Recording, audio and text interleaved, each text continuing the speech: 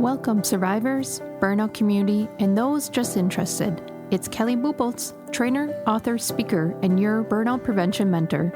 Burnout is not taboo. It's our reality in this chaotic, fast-paced world. But we're not going to let it drive the narrative to our stories. We're going to do something about it, so let's dig in.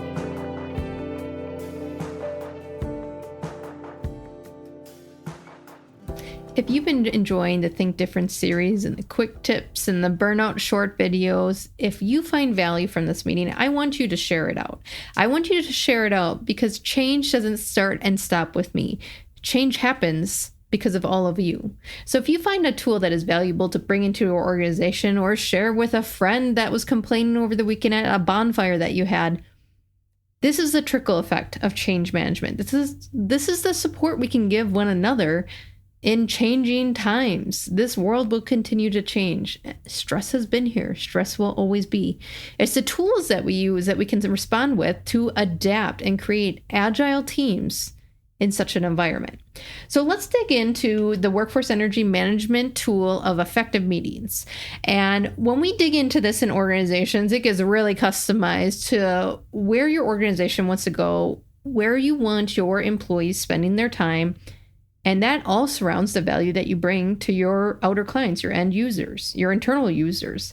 And the workforce energy management model, this is under workflow. We're going to stop adding more in people's days. We're going to stop overpacking our days, and we're going to focus on productivity optimization. We're going to focus on where value is and work towards that.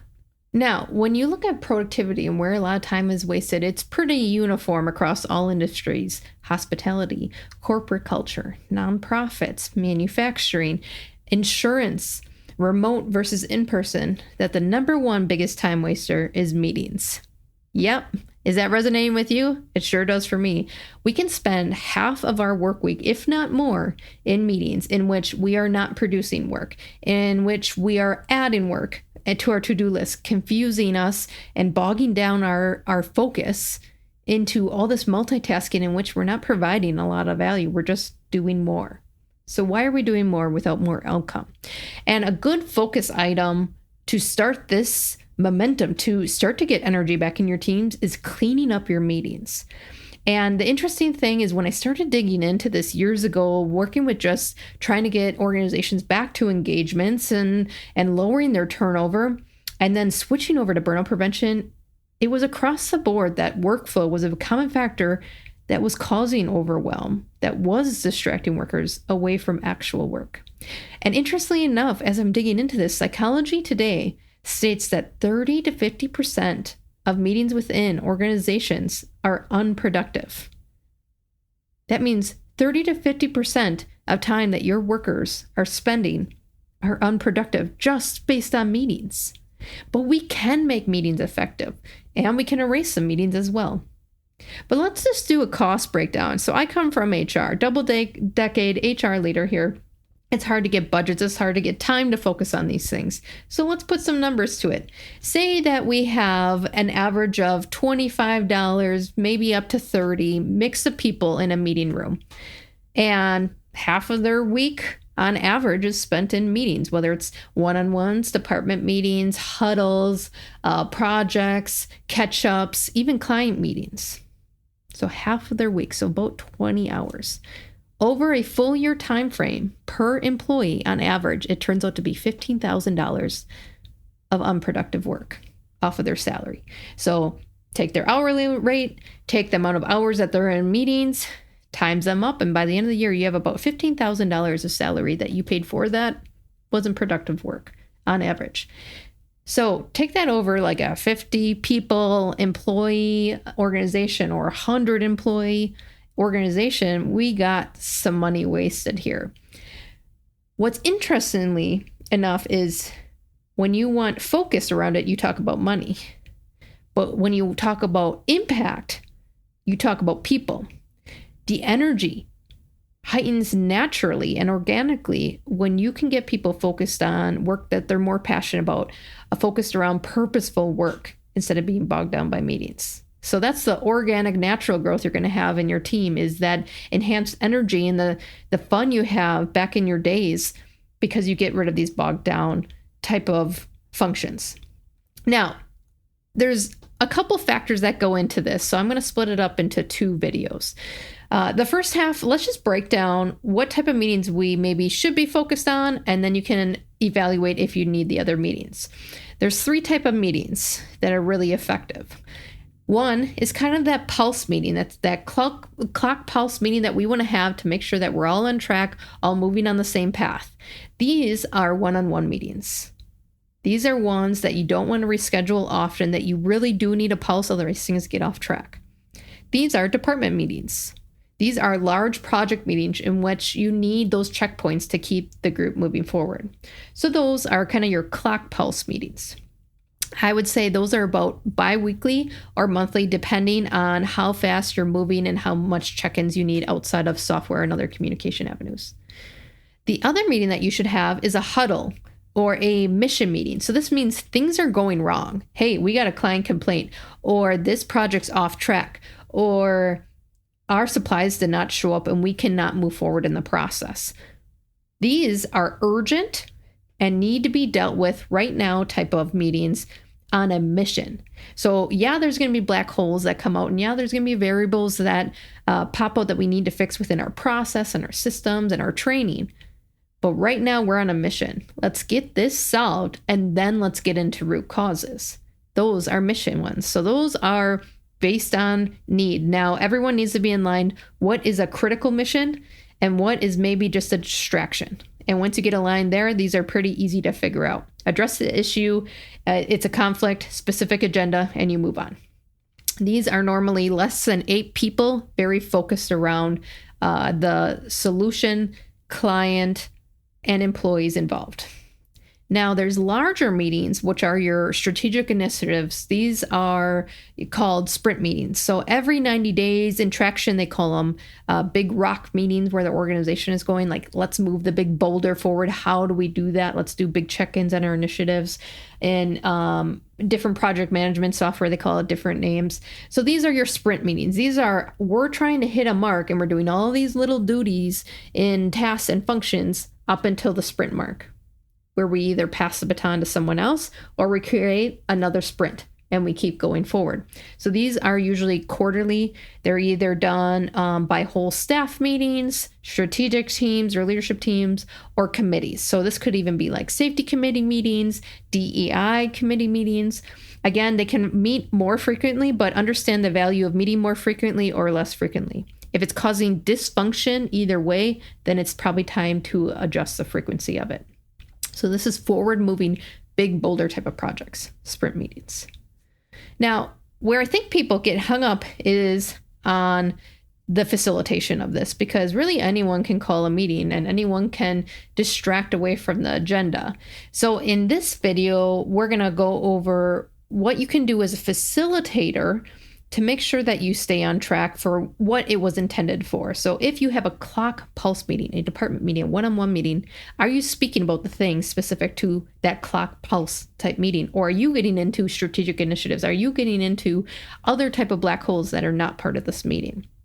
In the next video, we're going to go through standard agendas that you can use to keep on time, keep focus, and purpose. I'm also going to give you a preview of what goes into the meeting makeover product that I offer, in which I audit an organization meeting that's maybe dysfunctional or unproductive, and I give them a score so they can actually focus it more to productivity and optimization.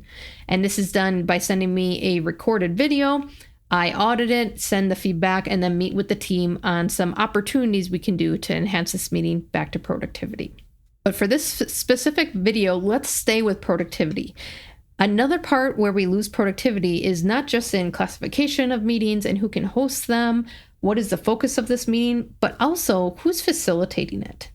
Who's in control of the time? Who's in control of those sidetrack conversations that kind of get us down, chasing a rabbit, down the black hole? Now we're in a whole other meeting and everyone's sitting there disengaged and wishing they weren't here. That is training your facilitators. Anyone who does meetings often, your leaders that are hosting one-on-ones, should understand how to facilitate a meeting. This will keep it on track, constructive, and still honor people's opinions and discussion, but we're here for a purpose. and it stays focused. That's the meetings that you remember where we got things done. People own things. We leave, we have the next steps and follow up. Momentum, momentum, momentum. Momentum equals energy. So we can do progress without adding more. It's called focus. Are we keeping discussions on time? Is there even a time on the agenda? Or is the agenda, hey, this is a safety committee meeting. We're going to review incidents from the last month.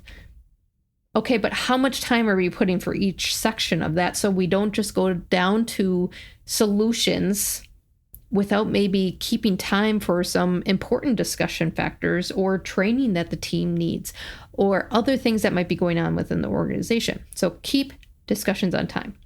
Rerouting to productive discussions. When people get emotionally charged, when people get passionate about talking about a subject, or maybe they're really aggravated about a subject, they can go down these squirrely holes in which it's hard to get everyone back on track, and it's affecting the group. And this is where that death by meeting mentality starts to happen.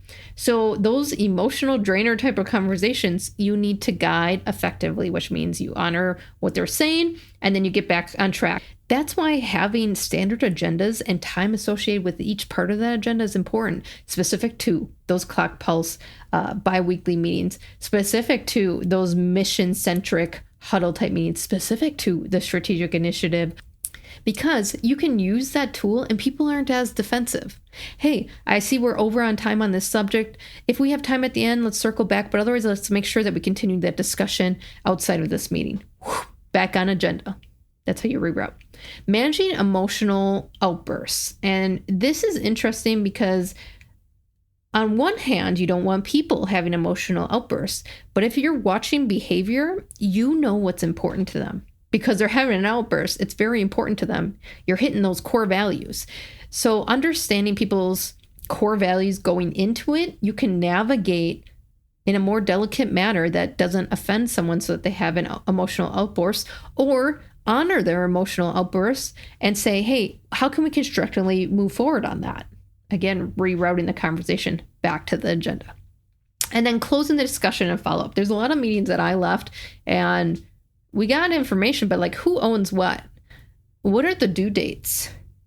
Where do we need extra support? And then you meet the next week or 2 weeks from then. And we just talk about the same things over and over and over again. Talk about an energy drainer. What a waste of time. We could be doing things, moving them forward, moving them forward, moving them forward. As you've heard me speak before on these videos, part of burnout prevention is showing progress. This world is changing. Can we keep up? Yeah, we can, but we have to take some things back in our control, such as meetings. So when I work with programs, I will give tools to the organizations on how to start facilitating these conversations in meetings, because guess what? It drags out to other conversations. So say I'm having a one-on-one meeting. I know how to facilitate that. I know how to address healthy conflict and move it forward. Say I have a conflict with me and a coworker. I'm not going to hide and isolate myself, letting it become a mind monster in my head. No, I have the tools to address the conflict. By categorizing our meetings into what is a huddle, what is a clock pulse meeting, like at the department's one-on-ones, what are strategic or sprint meetings, we can start to navigate what do agendas look like, how much time do we want to put into our workforce dedicated to these meetings. And then training your facilitators will keep in line with the agendas and the meeting purposes so you can gain productivity without adding more. I know you're not lazy. Most people in burnout are high performers, those serving others before themselves. Don't discount this step today, the action in which you focused on your self-growth. Piecing together the puzzle is half the journey. Rediscovering yourself, energy, and establishing new habits is the other. Do not underestimate the untapped inner strength inside you. Explore more resources on my website to move from zombie mode back to liveliness. See you soon.